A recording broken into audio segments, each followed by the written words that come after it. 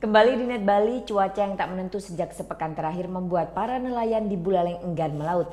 Para nelayan lebih memilih mengandangkan perahunya untuk menghindari kecelakaan laut seperti yang terjadi beberapa saat lalu.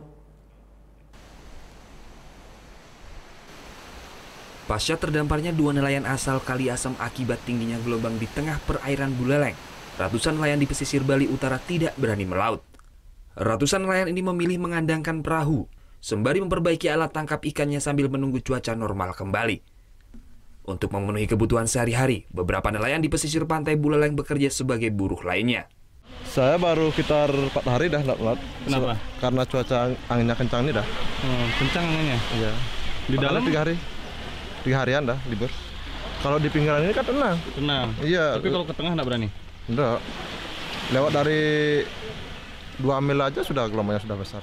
Para nelayan di pesisir Bali Utara ini pun berharap cuaca segera normal kembali supaya segera bisa melaut. Diperkirakan cuaca buruk akan terus terjadi hingga sepekan ke depan. Putu Wijana melaporkan untuk Net.